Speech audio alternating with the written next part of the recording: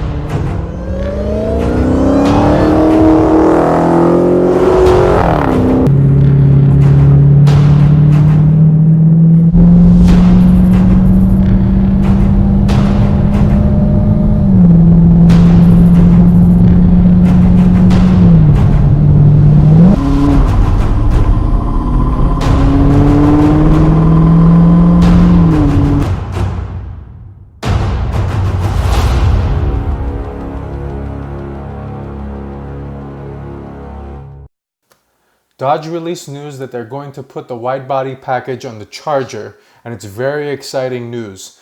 This is the same package that they offer on the Challenger. We've made a video about the Challenger and what a great deal it is, so if you're interested in that, check out the link below in the description. Anyways, the Charger Hellcat. Dodge teased many of us with the concept of the widebody Charger in March, but now it's official and it comes with the unchanged but still fantastic 707 horsepower and 650 pound-feet of torque from the 6.2 liter supercharged Hemi engine. What's interesting here is that the Charger gets less horsepower than the Challenger, which has 717, so a 10 horsepower difference between the two. I think that has something to do with the dual snorkel hood that the Challenger gets, or it could be that Dodge just wants to differentiate between the two cars. The transmission remains the same with the 8-speed TorqueFlite automatic. The meat and the potatoes of the Charger Hellcat is the widebody, the brakes, the suspension, and the tires. The widebody adds 3.5 inches to the width of the standard narrow body Charger. One of the things I like about Dodge's widebody is that they add it to all four corners. Some car companies will only widen the front fenders and then leave the rear fenders the same as the standard car, but not Dodge, and we love them for it.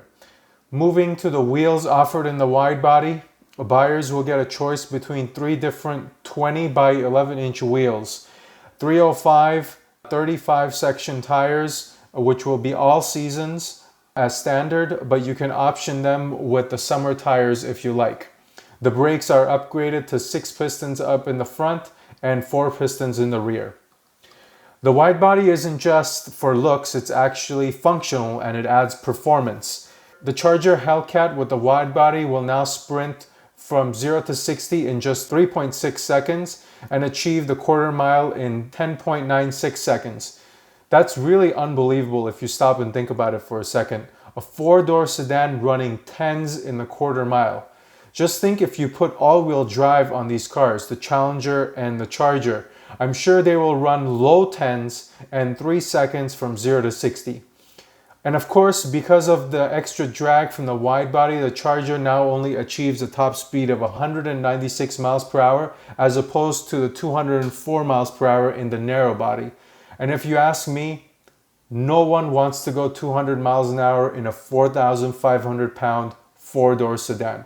All the fun happens between 0 and 120, maybe 150. Next is the suspension, and the Bilstein dampers have been retuned to accommodate for the widebody in the new Charger. Same goes for the springs, as they are 32% stiffer than before. The sway bars are now 2 millimeters bigger in the front and 3 millimeters in the rear. Moving to the steering feel, the Charger now comes with a new electric power steering system as Dodge swaps out the hydraulic system in favor of electric. This is of course allowing for configuration along the suspension feel and the engine power, much like most modern cars are doing now. The Charger continues to have cool features like line lock and launch control, but two new features have been added called Race Cooldown and Launch Assist. Race Cooldown basically keeps the supercharger cooled after the engine is shut down, and how it does that is it continues to run the intercooler pump and the radiator fan. Launch Assist basically reduces wheel spin at the launch by interjecting the engine power, and it's all in effort to improve grip. Dodge always does these interesting things to help the cooling and the performance, which I think is very, very cool. All of these suspension upgrades equate to a 0.96 G skid pad result and a 2.1 second faster time around the same track versus a narrow body car. But who really cares? This car wasn't really meant for handling numbers. I think it's measured in miles per hour. Now, an interesting item for the 2020 Charger model is that the Hellcat will only come in a wide body.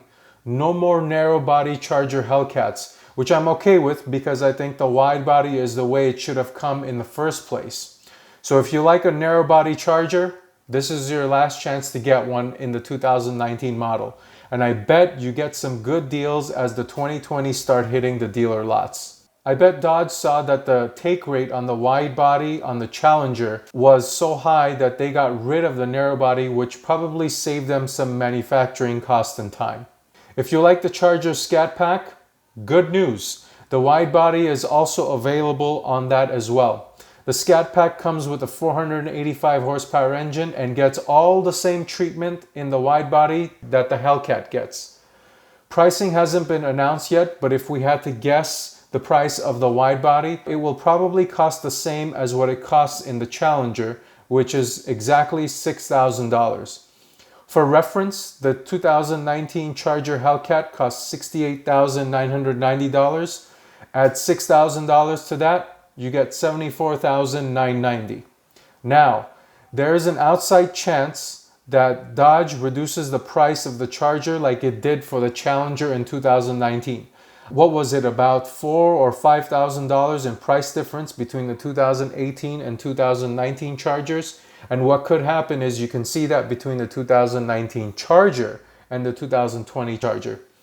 My guess is Dodge will do this because if you take $68,990, which is the price of the Charger now, subtract $5,000 from that, making it $63,990, then add $6,000 for the wide body package, and you land at $69,990.